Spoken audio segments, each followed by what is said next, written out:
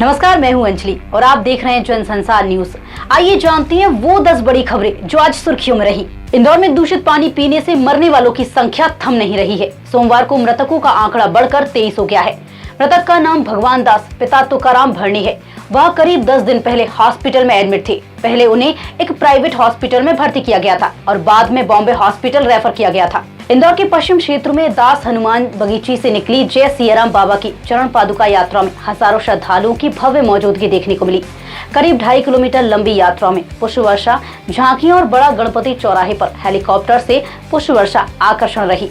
यात्रा के समापन पर महाप्रसादी भंडारे का आयोजन हुआ और ट्रस्ट ने पाठोत्सव मनाने की घोषणा की। मध्य प्रदेश में सोमवार को स्वामी विवेकानंद जयंती एवं राष्ट्रीय युवा दिवस के अवसर पर बड़े स्तर पर सामूहिक सूर्य नमस्कार का आयोजन किया गया। इसकी शुरुआत सुबह 9:30 बजे से हुई।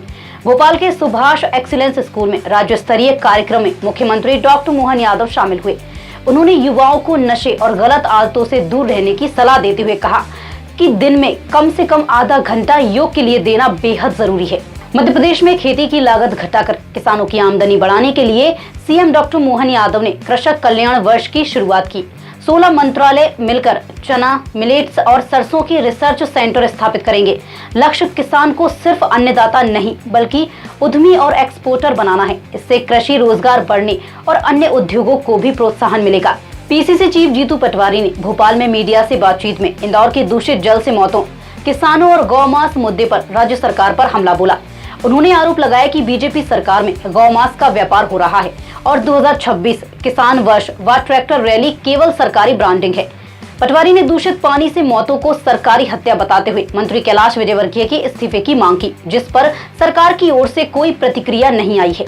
महाकालेश्वर मंदिर की दर्शन व्यवस्था को लेकर उज्जैन के महापौर और मंदिर प्रशासन आमने सामने आ गए हैं। महापौर मुकेश टटवाल ने आरोप लगाया कि अवंतिका द्वार की अव्यवस्थाओं पर आवाज उठाने के बाद उनके कोटे की 25 भस्मारती परमिशन रोक दी गई।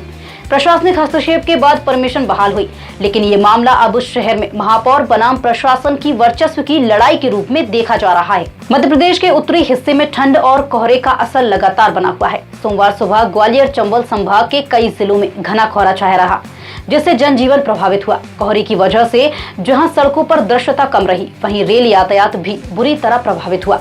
कई ट्रेनें देरी से चली। मौसम विभाग के अनुसार प्रदेश में ग्वालियर सबसे ठंडा रहा, जहां न्यूनतम तापमान 5.6 डिग्री रहा। भोपाल में 9 डिग्री, इंदौर में 9.6 डिग्री और उज्जैन में 9.4 डिग्री सेल्सियस तापमान दर्ज किया गया। बसंत पंचमी को लेकर धार की भोजशाला में अखंड पूजा की मांग तेज हो गई है। रजत समाज और राठौर समाज ने प्रशासन को ज्ञापन सौंपा। समाजजनों ने एएसआई के आदेशों का हवाला देते हुए शुक्रवार को सूर्योदय से सूर्यास्त तक शांतिपूर्ण अखंड हवन पूजन की अनुमति मांगी है।